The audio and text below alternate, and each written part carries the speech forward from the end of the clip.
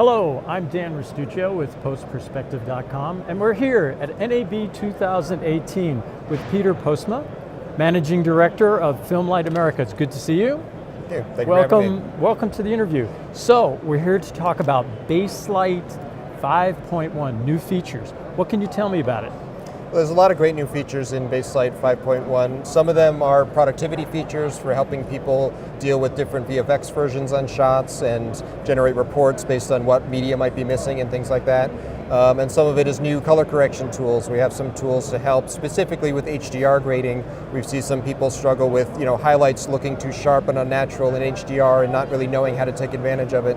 So we have new tools which help you kind of blur the highlights, make them look more natural, and also with converting standard dynamic range content into high dynamic range to help with that. What are specifics in some of those tools? If I was looking at it in a timeline right now, what would I see?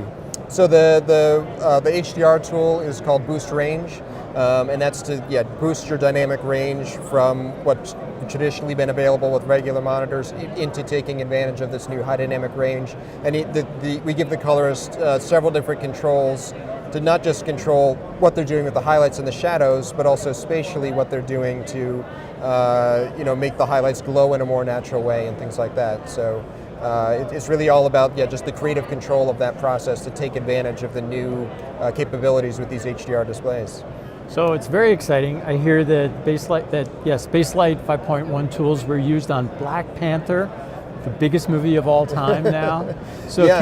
Can you tell me something about that? Yeah, so Black Panther was finished at Technicolor, and the lead colorist was Maxine Gervais, and they used a very early version of these tools to just kind of help streamline their process. So they were able to, as VFX shots came in, flag them as temp or not temp, so everyone knew what they were. We have something called the client view. So actually on an iPad they could see a thumbnail of the current shot, what VFX version number it was, all the time code. So without having to put counters and stuff on the screen, they could leave the main projector clean but have an iPad that had all the metadata about the shot so that everyone could keep track of where they were in production. That's good. Is it used very much now? Baselight's used on feature films and television as well?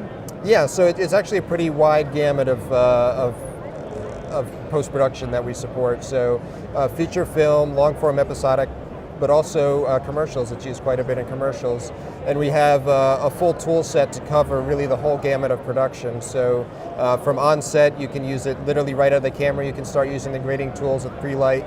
You can do your dailies generation, transcoding to QuickTime and ProRes and syncing audio and all that kind of stuff in daylight.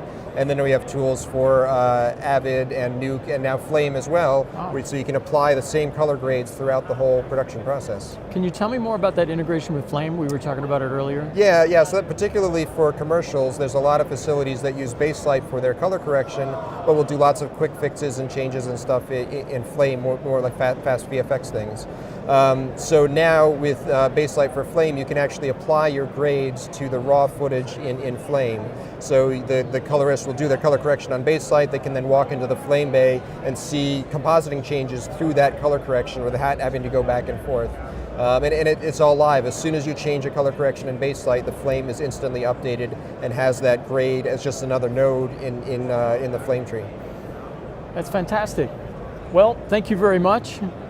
And it's been great. We've been here talking with Peter Postma, Managing Director from FilmLight America, about all the new tools in Baselight and Black Panther. So it's very, very exciting. Thanks.